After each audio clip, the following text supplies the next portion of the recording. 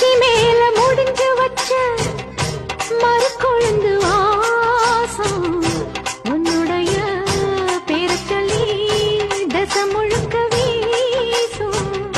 கல்லு மேல செதுக்கி வச்ச கவிதை இந்த நேசம் இப்பிறப்பும் எப்பிறப்பும் தொடரும் இந்த பாசம்.